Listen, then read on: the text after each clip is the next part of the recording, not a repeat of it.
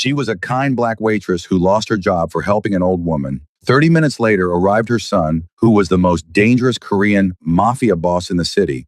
The coffee pot slipped from Lena Morrison's trembling hands, shattering across the white tile floor of Angelo's diner. Brown liquid spread like a crime scene stain while her manager, Rick Castellano, stood in the doorway of his office, red-faced and pointing toward the exit. She couldn't hear his exact words over the lunchtime din, but she'd learned to read his lips over 3 years of working here. "You're done. Get out. Now." 30 minutes earlier, everything had been normal. Well, normal for a Tuesday afternoon in South Central LA. The usual mix of regulars, tourists who'd wandered too far from downtown, and locals who came for the cheap coffee and stayed for the gossip.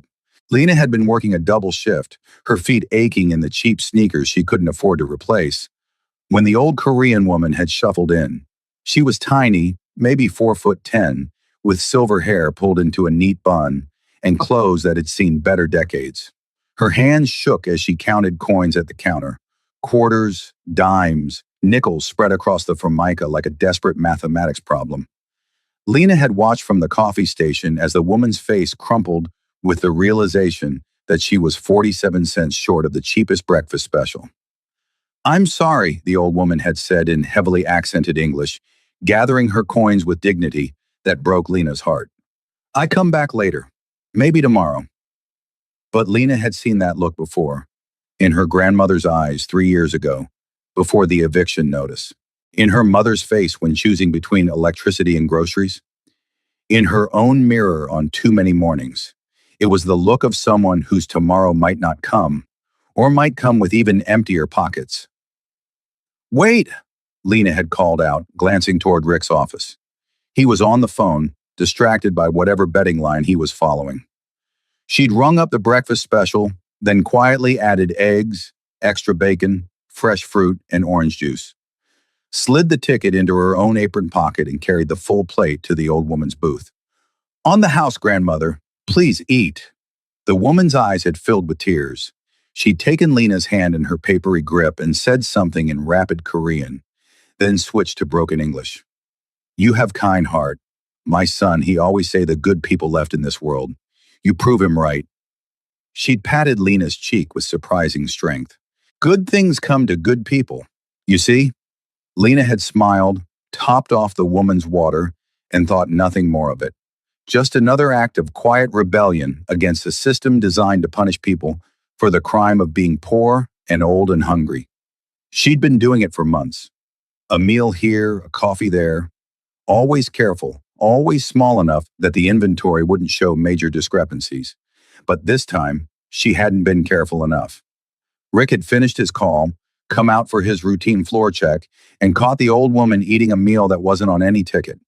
He'd confronted Lena immediately, in front of everyone, his voice carrying across the diner like a megaphone. "You think you can just give away my food, my inventory? You think this is a fucking charity?" She was hungry, Rick. She's an old woman. I don't care if she's the Queen of England. You don't have the authority to give away anything in this establishment. You're fired, effective immediately. And now here she was, her uniform still on, her apron in her hands, walking past customers who wouldn't meet her eyes. The old woman tried to stand, tried to protest in broken English, but Lena shook her head gently. "It's okay, grandmother. I'll be fine." A lie, but a kind one. Outside, the afternoon sun hit like a physical blow. Lena leaned against the diner's brick wall, reality crashing down in waves. No job, rent due in 6 days, student loans in default, her car payment 3 weeks late. The careful house of cards she'd built over 3 years of double shifts and saved pennies collapsing with one act of decency. She pulled out her phone, screen cracked, held together with a case from the dollar store, and started scrolling through job apps. Anything, everything. Fast food, retail, night shifts, weekend work. She'd done it all before, could do it again. Being a 26-year-old black woman with some college but no degree meant you learned to hustle, learned to survive, learned that kindness was a luxury you couldn't always afford. "Excuse me." The voice was male, deep, with an accent that made the simple English words sound like poetry. Lena looked up and forgot how to breathe. The man standing before her was Korean, late 20s, and so beautiful it was almost offensive. Tall, maybe 6'2", unusual for a Korean man, with sharp features that could have been carved from marble. His black hair was styled in that effortlessly perfect way that probably took an hour and cost more than her weekly paycheck. He wore a charcoal suit that screamed custom tailoring, a black shirt underneath with the top button undone, and shoes so polished they reflected the sun. But it was his eyes that stopped her. Dark, intense, absolutely furious. "You're the waitress who helped my mother," he said. Not a question. A statement delivered with the precision of someone used to being obeyed. "Your mother?" Lena's mind raced. The old woman. Of course. "Is she okay? Did something—" She called me crying. Said a beautiful black angel gave her food when she couldn't pay. Then said that same angel was fired for showing kindness. His jaw clenched visibly. "Where is the manager?" "Look, it's fine. I don't need—" "It's not fine." He moved closer, and Lena caught the scent of expensive cologne and something else. Danger, maybe, or power. "My mother is crying in my car because she feels responsible for your termination. That is very much not fine. Sir, I appreciate the concern, but I can find another job. Please don't worry your mother. She didn't do anything wrong. Neither did you." His eyes held hers. "You showed compassion to an elderly woman who was hungry and embarrassed, and you were punished for basic human decency. That requires correction." Before Lena could respond, he strode past her into the diner. She scrambled to follow, her heart hammering. Through the window, she saw him approach Rick at the register. Saw Rick's expression shift from annoyance to confusion to something that looked like fear. The conversation was brief. The man, she still didn't know his name, spoke quietly, never raising his voice. But whatever he said made Rick go pale, made his hands shake as he nodded rapidly, made him pull out his phone and make a call, voice urgent, before turning to look at Lena through the window. The man emerged, adjusting his cufflinks with casual elegance. "You start back in the morning. Same position, 20% raise, and Mr. Castellano will be treating you with appropriate respect going forward." "What did you say to him?" Lena demanded. "I explained the situation from a business perspective." A slight smile touched his lips. "And perhaps mentioned that Angelo's Diner sits on property owned by someone who owes me considerable favors, and that it would be unfortunate if their lease renewal encountered complications." "You threatened him." "I incentivized better behavior." He extended his hand. "Sun Hyunju. My mother is Sun Jia. And you are—" Lena Morrison." She took his hand and electricity shot up her arm at the contact. His grip was firm, warm, and lasted a beat longer than professionally necessary. "Thank you for what you did. But you didn't have to." "Yes, I did. My mother raised me to protect those who show kindness to our family. You helped her when she was vulnerable. That creates an obligation." His eyes searched her face like he was memorizing every detail. "Though I'll admit, my mother's description didn't do you justice." Heat flooded Lena's cheeks.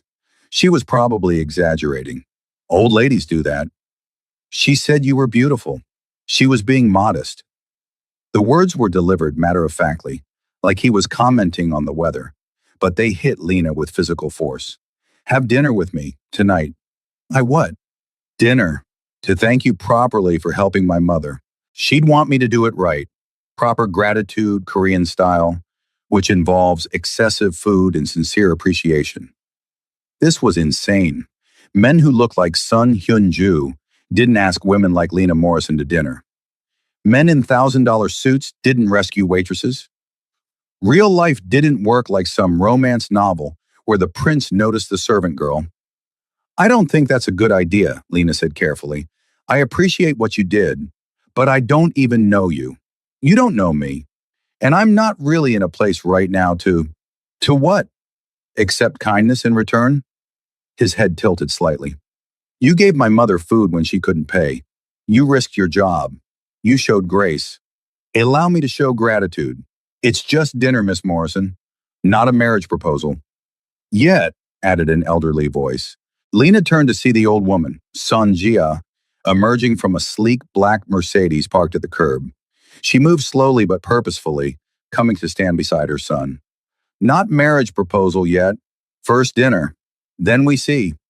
Iyama, Hyunju said, a note of fond exasperation in his voice. You're not helping. I help plenty.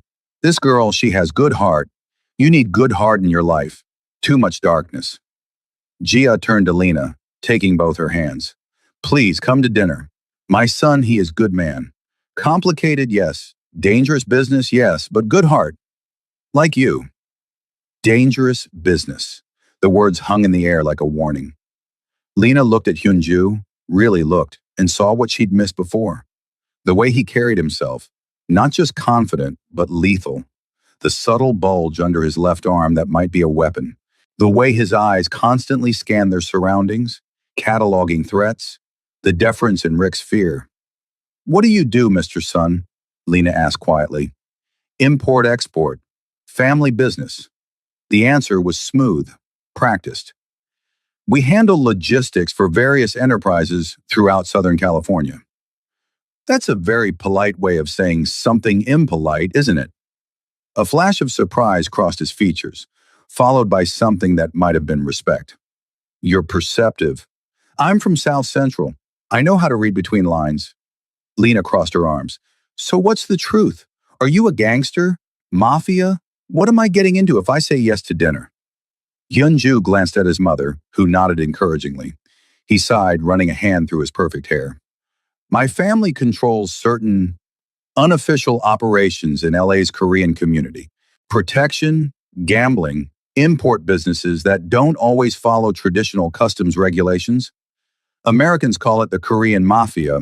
We call it family business. So you're a crime boss. I prefer entrepreneur with flexible ethics.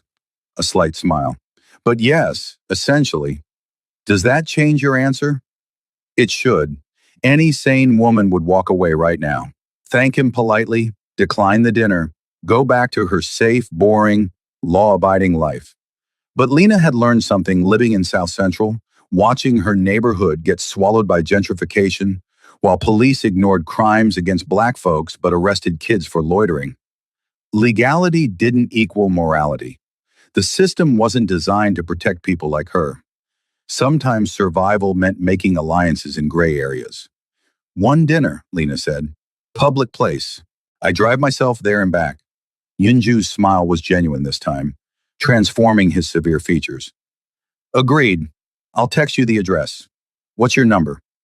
As Lena rattled off her digits, watching him save them in a phone that probably cost more than her monthly rent, she wondered what the hell she was doing. But then she caught Gia's expression, pure joy mixed with relief, and remembered she'd fed a hungry old woman. Everything else was just consequences. The restaurant was in Koreatown, tucked into a building that looked nondescript from the outside, but opened into elegance inside. Traditional Korean architecture mixed with modern design, low tables, floor cushions, but also contemporary art on the walls, and soft lighting that made everything glow. Lena had changed into her only good dress, a simple black number she'd bought for her cousin's wedding 2 years ago, and spent an hour on makeup, trying to look like she belonged in places like this. She felt out of her depth the moment she walked in. Hyunju stood as she approached, and Lena's breath caught again. He changed into casual clothes, dark jeans, a black button-down, leather jacket, and somehow looked even more dangerous than in the suit. Less corporate predator, more actual predator. You came, he said, pulling out her chair. You sound surprised. I thought you might research me, find reasons to stay away.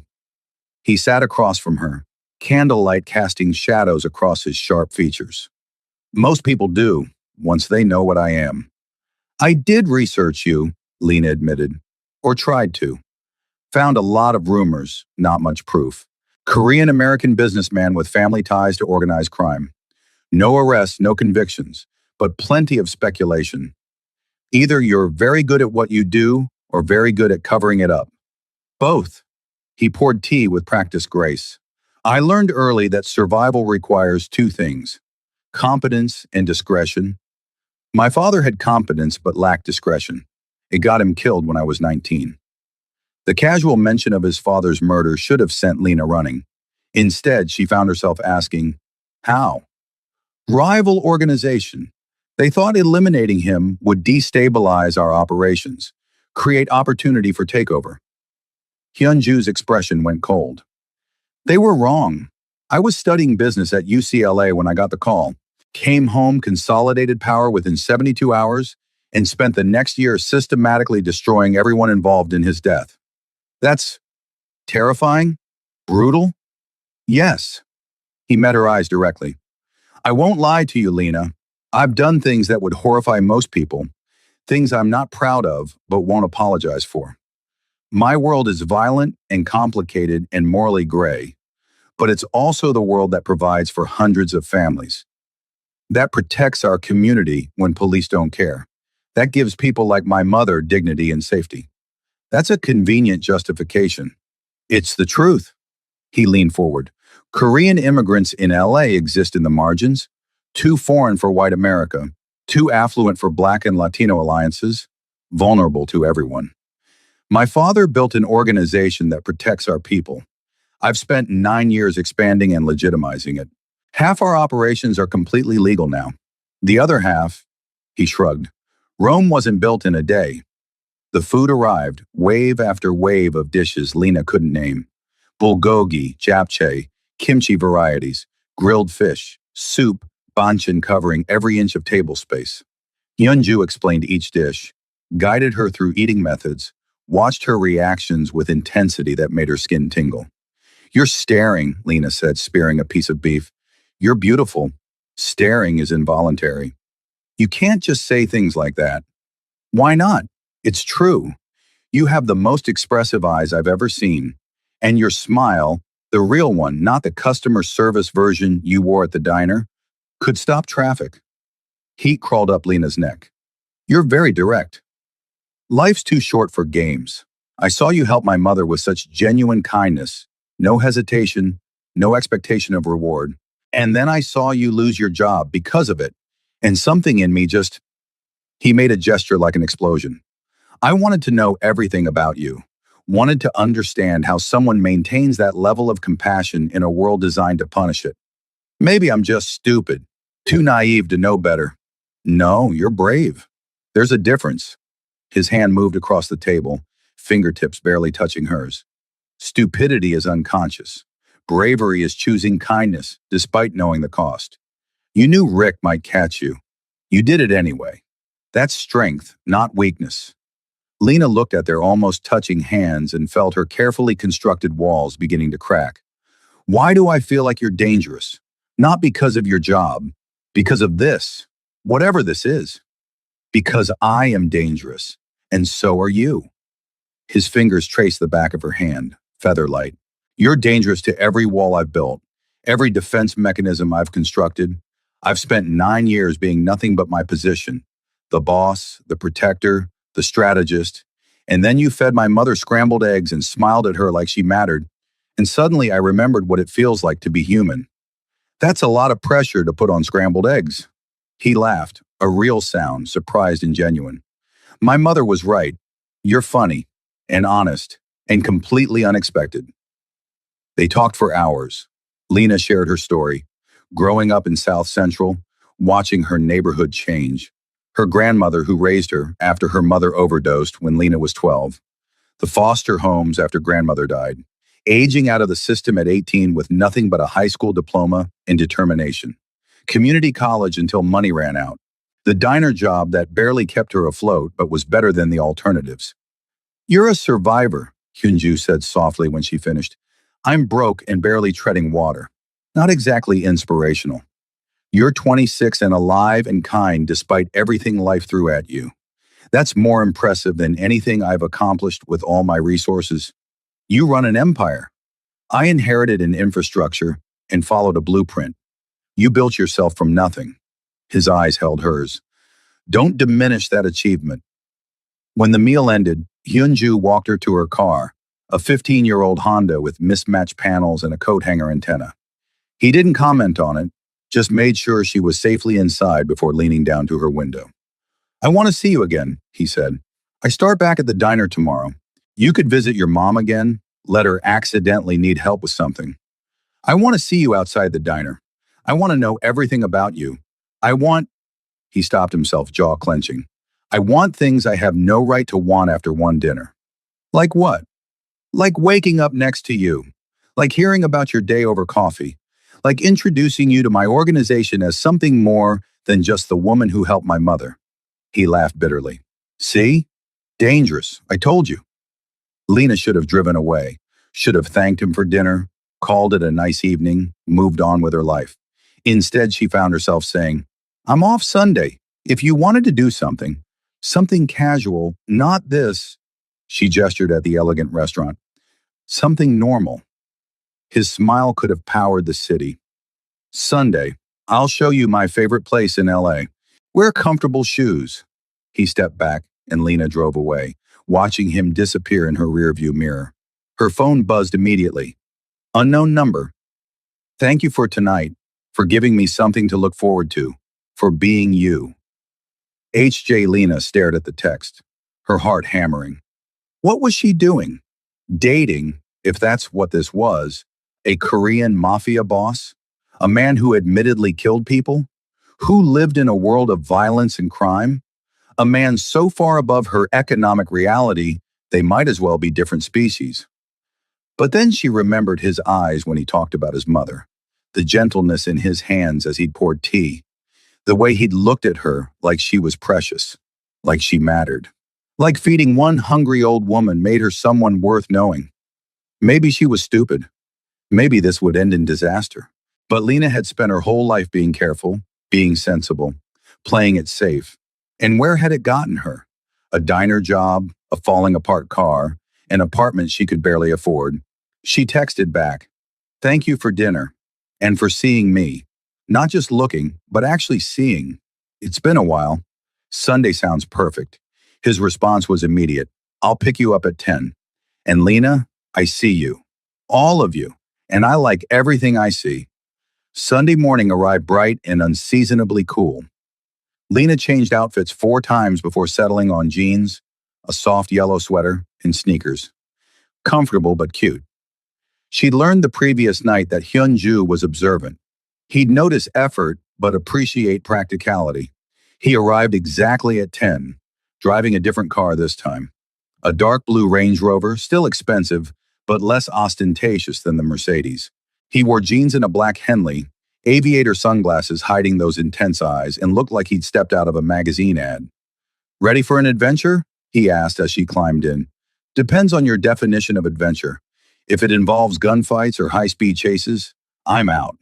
He laughed. No violence, I promise. Just LA's best-kept secret. They drove north, through neighborhoods that got progressively nicer until they reached Griffith Park. But instead of the main observatory area, Hyunju took a narrow side road that wound up the mountain. They parked at an unmarked trailhead. We're hiking? Lena asked. Only about a mile. Trust me, it's worth it. The trail was steep but manageable, winding through chaparral and oak trees. Hyunju stayed close without hovering, occasionally offering a hand over rough patches. They didn't talk much, just moved through dappled sunlight and the smell of sage. Then the trail opened onto a small clearing, and Lena understood. The view was breathtaking. All of Los Angeles spread below them like a living map. Downtown skyline to the east, the ocean glinting to the west, the sprawl of neighborhoods between. But it was private, hidden, theirs alone. My father brought me here, Hyunju said, settling onto a flat rock. When I was young and angry about being different, about being Korean in an American city, too foreign for one world, too American for another, he'd bring me up here and say, look at all of it, Hyunju, all those people, all those lives, everyone struggling, everyone fighting. You're not alone. You're just learning to find your place. Lena sat beside him, their shoulders touching. Did you find it? Your place. I thought I had. Built an organization, gained respect, became someone people feared and followed. But sitting here with you, I realize I've just been surviving, not living, just existing in a role I inherited. Why are you telling me this? You barely know me.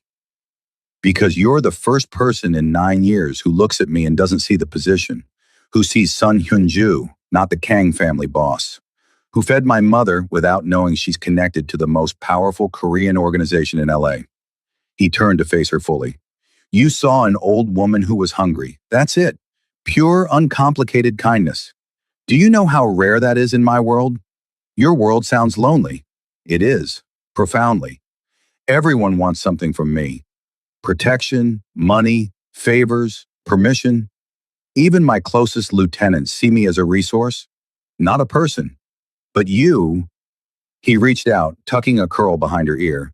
You want nothing from me except honesty, and somehow that makes me want to give you everything. Lena's breath caught at the intimacy of the gesture, the raw vulnerability in his eyes. Hyunju, I'm a waitress who lives paycheck to paycheck. You run a criminal empire. This doesn't make sense. Nothing about us makes sense. And I don't care. His thumb traced her cheekbone. I've spent my entire adult life being careful, strategic, emotionally distant. And then you happened, like a bomb going off in my carefully controlled existence. I'm not a bomb. You're absolutely a bomb. You've detonated every defense mechanism I have. One act of kindness to my mother, and I'm sitting on a mountain telling you things I've never told anyone. Wanting things I have no business wanting. Feeling things I thought I'd buried with my father. What are you feeling? Hope. The word was barely a whisper. And terror, because hope makes you vulnerable, and vulnerability in my world gets you killed. But Lena, when I'm with you, I don't care about the risk. I just want more of whatever this is. She should run, should protect herself from inevitable heartbreak. Instead, Lena found herself leaning into his touch, into the moment, into the possibility. I feel it too, this insane pull toward you. And it scares the hell out of me because men like you don't end up with women like me. This has disaster written all over it. Or it has destiny written all over it. His other hand came up to cup her face, and Lena felt her pulse racing. I don't believe in fate, but I believe in this. In you. In us. There is no us. There's one dinner and one hike. Then let there be more. Let there be dinners and hikes and conversations and all the mundane, beautiful things I thought I'd never have. Let me take you to places I've never shown anyone. Let me learn everything about you. Let me... Lena kissed him, mostly to shut him up, partly because she could not kiss him anymore.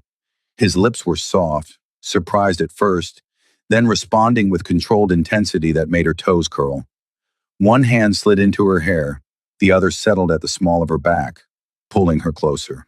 When they broke apart, both breathing hard, Hyunju rested his forehead against hers. That was either the best idea or the worst idea. Definitely worst, Lena whispered. But I don't care. Good, because I'm going to kiss you again, and again, and probably not stop until we need oxygen or my phone rings with some crisis. Your life sounds exhausting. It is. Come be exhausted with me anyway. They spent the rest of the morning on that mountain, kissing between conversations, learning each other's stories, building something fragile and precious. Hyunju told her about the pressure of leading an organization at 19, the loneliness of command, the constant vigilance required to stay alive. Lena shared her dreams of going back to school, maybe becoming a social worker, helping kids like she'd been. I'll pay for it, Hyunju said immediately. No. Lena, no. If we're doing this, whatever this is, I need to maintain some independence. I won't be a kept woman. I won't owe you. He looked frustrated, then nodded slowly. I understand, but let me help in other ways. You said your car is dying. Let me get you something reliable. Not new, not flashy, just safe. Hyunju, please, let me do this one thing. Not because you need rescuing, but because I need to know you're safe on LA roads. My mother would want it, he added with a slight smile.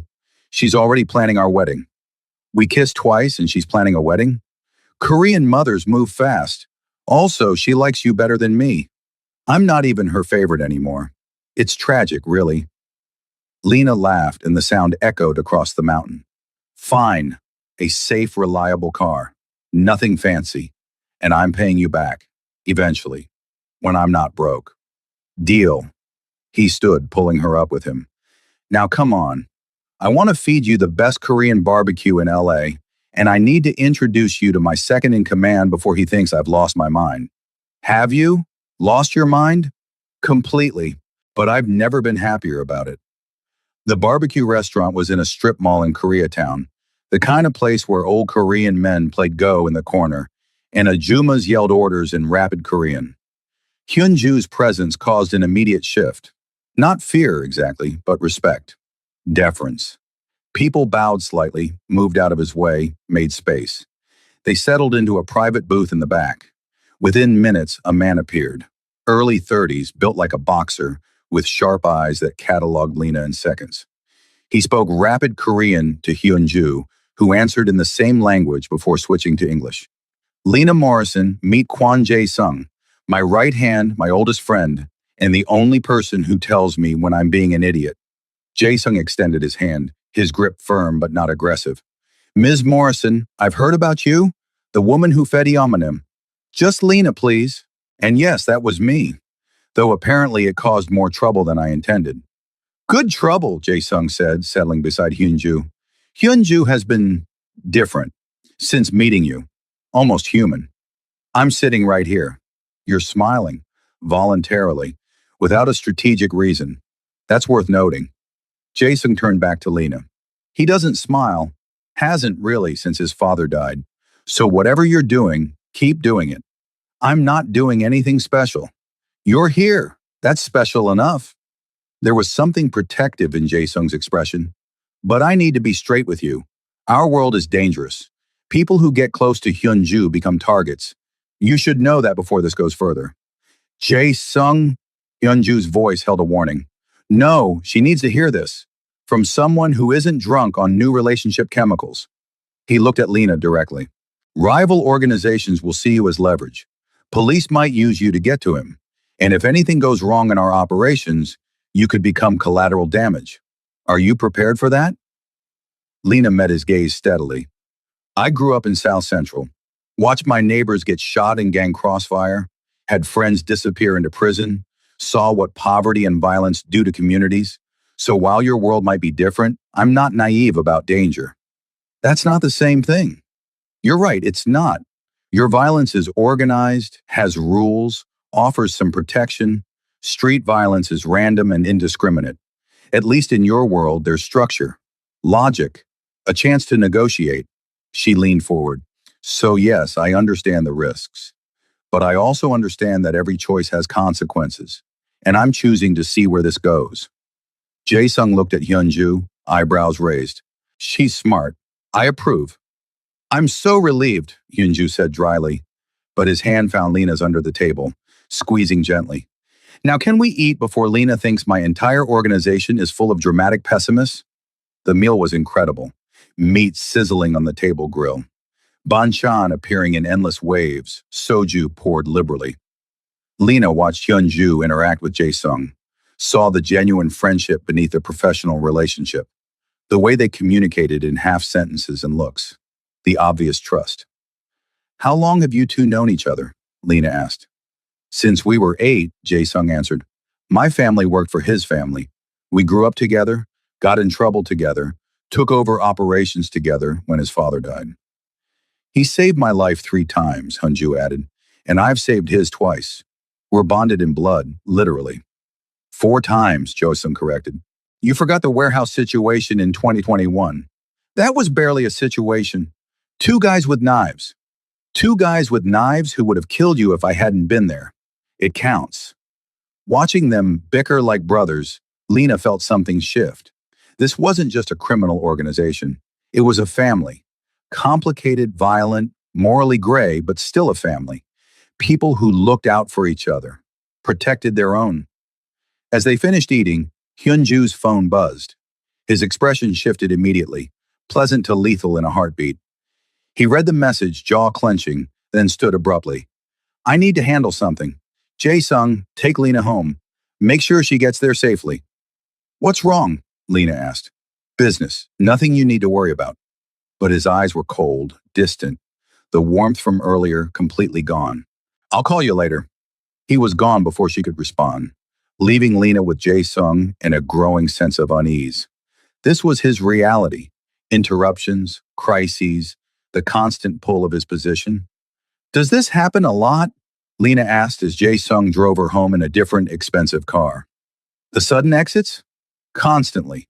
Our world doesn't pause for personal lives. Threats emerge, situations develop, and Hyunju has to respond immediately. It's the burden of leadership. Sounds lonely. It is, which is why I'm glad he found you. Someone outside our world. Someone who sees him as a person, not a position. Just, Jae-sung glanced at her. Be patient with him. He's learning how to balance this. Learning that it's okay to want things beyond the organization. What if he can't balance it? What if the organization always comes first? Then you'll have to decide if that's something you can live with. But between you and me, I've never seen him prioritize anything above the family business. Until you. So maybe there's hope. Hyunju didn't call that night. Or the next morning. Lena tried not to worry, tried to focus on her shift at the diner. But every time the door opened, she looked up hoping to see him. Rick was different now. Overly polite, almost nervous around her. Word had clearly spread about her connection to powerful people. Other staff treated her with new respect or suspicion. Regular customers whispered, "Girl, what did you do?" her coworker Carmen asked during their break. "Rick is terrified of you, and someone left this." She handed Lena an envelope. Inside was a key fob and a note in elegant handwriting. 2019 Toyota Camry. Reliable, safe, non-threatening to your independence. Parked in spot 23. Insurance and registration handled. Please don't argue. HJ Lena should have been angry. Should have marched out to the parking lot and... What? She couldn't exactly return the car when she didn't know where he was. And her Honda had finally died completely last night, leaving her to take 2 buses to work this morning. She texted, "You're impossible, and I'm not saying thank you." His response came immediately. "You just did, and you're welcome. I'm sorry for disappearing. Situation took longer than expected. Can I see you tonight?" "Maybe. If you explain what situation means, I will. I promise. Dinner at my place? I'll cook. You can interrogate me properly. You cook? I'm Korean. It's genetic. Plus, my mother taught me before she'd let me take over the family business. Said no son of hers would starve or depend on takeout." 7 p.m.? Lena looked at the car key in her hand, thought about his smile on the mountain, remembered the vulnerability in his voice when he talked about hope, thought about Jae-sung's words. Maybe there's hope. Fine. But I'm bringing dessert and wine and my pepper spray just in case your cooking is terrible. Deal. Address is 4750 Wilshire Penthouse. Security will have your name. Of course he lived in a penthouse. Of course there was security. Lena was entering a world so far removed from her reality, it might as well be another planet. But she was choosing to enter it, eyes open, understanding the risks. She used her lunch break to find the new car, a champagne-colored Camry that looked a few years old but immaculate. When she started the engine, it purred. No rattles, no concerning noises, just smooth reliability. There was another note on the passenger seat. "You're worth more than safety and reliability, but I promise not to be flashy. Next time, I'm getting you the Mercedes." HJ, despite herself, Lena smiled. The building was exactly what she expected. All glass and steel and money. The security guard checked her ID, made a call, then directed her to a private elevator. As it rose, Lena's nerves kicked in. She was going to a man's apartment, a man she'd known for less than a week, a man who admitted to killing people. But when the elevator opened directly into his penthouse, and Yeonju stood there in jeans and a t-shirt, cooking implement in hand, hair slightly mussed, looking boyish and uncertain, her fears evaporated. "Hi," he said softly. "You came? You bought me a car. Least I could do was show up for dinner." He stepped aside, letting her enter. The penthouse was unexpected. Yes, it was luxurious. Floor-to-ceiling windows, expensive furniture, art that probably cost more than her yearly salary. But it was also personal. Photos everywhere. His mother, a man who must be his father, him and Jae Sung as kids, books covering one entire wall, a traditional Korean altar in the corner. This wasn't just where he lived, it was home. You're surprised, Hyunju observed, watching her take it in. I expected more. I don't know. Bachelor pad vibes? Giant TV? Black leather furniture? Possibly a stripper pole? He laughed, the sound filling the space. I had that phase briefly at 21. My mother visited once, saw it, and threatened to disown me. This is the compromise. In the kitchen, he'd prepared a spread. Japchae, kimchi jjigae, grilled mackerel, rice, banchan. The air smelled incredible. He moved around the space with easy competence, plating food, adjusting seasonings, all while keeping up conversation. So, Lena said, accepting the wine he poured, tell me about the situation that made you disappear. Hyunju's expression shifted. A rival organization tried to move product through our territory without permission. It required aggressive negotiations. Meaning? Meaning I had to make it very clear that boundary violations carry consequences. No one died, he added quickly, but several people are currently rethinking their career choices. You hurt them. Yes, I won't lie to you about who I am or what I do. Violence is sometimes necessary in my world, but I'm not cruel. I don't enjoy it. It's just the language my world understands. Lena sipped her wine, processing. How do you live with it? The violence, the moral gray areas, the constant threat.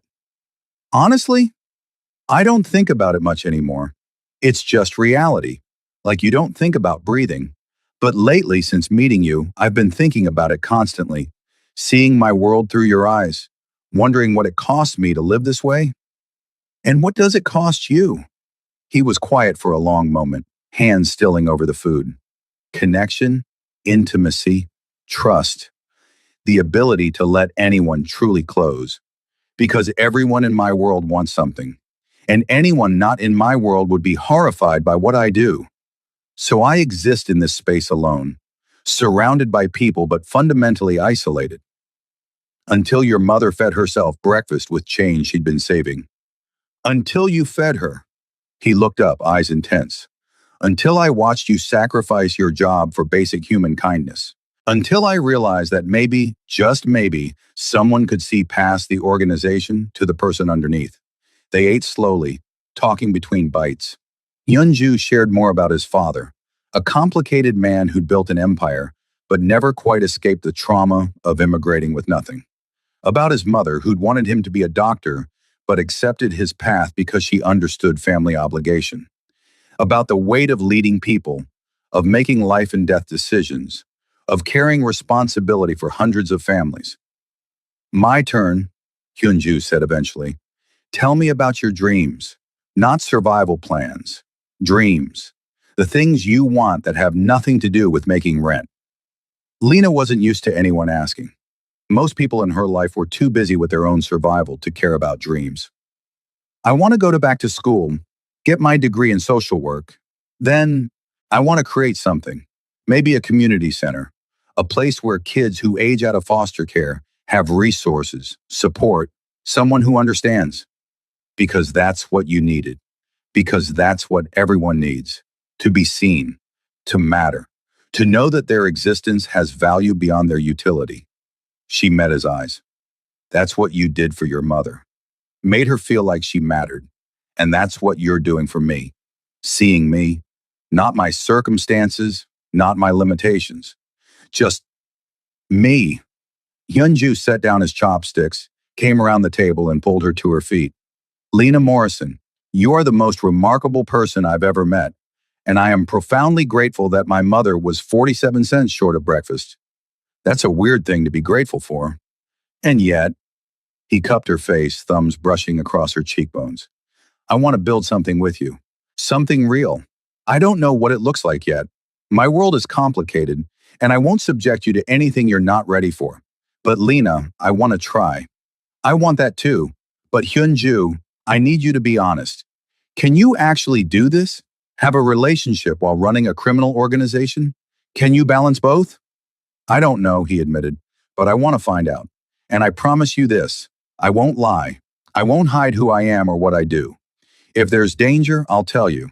If I have to disappear for business, I'll explain why. No surprises, just truth. And if the truth is that this can't work, if your world and my need for stability can't coexist, pain flashed across his features. Then we'll face that together, make the decision together. But Lena, please, give us a chance. Let me prove that I can be both. The leader my organization needs and the partner you deserve. Lena looked into his eyes and saw everything. The danger, the devotion, the desperate hope. Saw a man who'd built walls around himself and was choosing to tear them down for her. Saw the risk and the possibility in equal measure. Okay, she whispered, let's try. But Hyunju, I need you to understand something. I won't be hidden. I won't be a secret you keep locked away in this penthouse. If we're doing this, I need to be part of your life, all of it. Even the dangerous parts? Especially those, because if I'm a target anyway, I'd rather know it. Rather face it head on than live in ignorance. He kissed her then, deep and claiming and full of promise, and Lena kissed him back, pouring every complicated feeling into the contact. Fear and desire and hope and terror all tangled together. They moved to the couch, talking and kissing in equal measure. Hyunju told her about his responsibilities, his lieutenants, the careful balance of power that kept his organization stable. Lena shared her fears about being someone's weakness, about entering a world she didn't understand. You're not a weakness, Hyunju murmured against her hair. You're strength I didn't know I needed. Humanity I thought I'd lost. Hope I'd given up on finding. That's a lot to live up to. Then don't try. Just be yourself. The woman who feeds hungry old ladies and speaks her mind and challenges me to be better. That's enough. That's everything. They fell asleep tangled together on his couch, exhausted by emotion and honesty and the weight of choosing each other despite every logical reason not to. Lena woke to sunlight streaming through floor-to-ceiling windows and the smell of coffee. Hyunju sat at the kitchen island, already dressed in a suit, laptop open, phone pressed to his ear. He was speaking rapid Korean, his tone sharp, commanding. He glanced up, saw her awake, and his entire demeanor shifted. The cold businessman melted into warmth. He ended the call quickly, came to her, pressed coffee into her hands. Good morning, beautiful. I made coffee, and there's breakfast. I have a meeting in an hour, but I can drop you home first, or you can stay. Whatever you prefer. I have a shift at 11, Lena said, accepting the coffee. But thank you for last night, for being honest. Always. He kissed her forehead. Lena, I need to tell you something. My mother wants to meet you, officially, for dinner, the full Korean family meal experience, which is both wonderful and terrifying. When? Tonight, if you're free. She's cooking enough food to feed an army, and she's already decided you're going to be her daughter-in-law. So prepare for that level of intensity. We've been dating less than a week, and your mother's planning our wedding? Korean mothers move at light speed when they find someone they approve of. And she loves you, says you have good spirit and kind hands, and several other things I can't translate because they're very specifically Korean concepts about character. Despite her nervousness, Lena smiled. Okay, tonight, but you're staying the whole time. No disappearing for business emergencies. I promise. Unless someone's actively dying, I'm yours all evening. He dropped her at her apartment in the new Camry, after she insisted repeatedly that she could drive herself. Stood at her door like he was physically unable to leave. I'll pick you up at 6, he said, kissing her one more time. You know I can drive myself now, right? You gave me a car specifically for that purpose. I know, but I want to pick you up.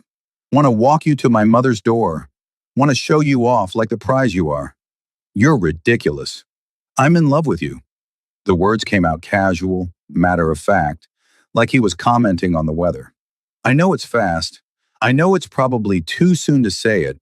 But Lena, I learned after my father died that life is too short for pretense. So yes, I'm in love with you. You don't have to say it back. I just needed you to know. He was gone before she could respond, leaving Lena standing in her doorway, heart hammering, mind-reeling, in love, after less than a week. It was insane, impossible, too fast. And yet, as she got ready for her shift, as she served coffee and smiled at customers, as she navigated her ordinary life, Lena realized something terrifying. She felt it too. This impossible, illogical, completely insane feeling. Like she'd been waiting her whole life to feed one hungry old woman so her dangerous, complicated, beautiful son could walk into her life and change everything. That night, sitting at Jia's table while Hyunju translated his mother's rapid Korean, and they all laughed over galbi and kimchi and stories about Hyunju as a child, Lena understood. Sometimes love doesn't make sense. Sometimes it just happens. And sometimes feeding one hungry person changes everything. My son is good man, Jia said in careful English, taking Lena's hand. Dangerous work, yes, but good heart, like you. You take care of him, if he takes care of me, Lena answered. Jia beamed, then unleashed another torrent of Korean. Hyunju laughed, translating, she says perfect answer. She says you're smart and strong and exactly what I need. She says, he paused, color rising in his cheeks. She says to hurry up and marry you before you realize you can do better. Lena looked at him. This dangerous, complicated man who'd turned her world upside down over scrambled eggs and kindness. At his mother, beaming with approval. At the life unfolding before her, terrifying and beautiful in equal measure. Well, Lena said, squeezing both their hands, I guess we better not keep her waiting.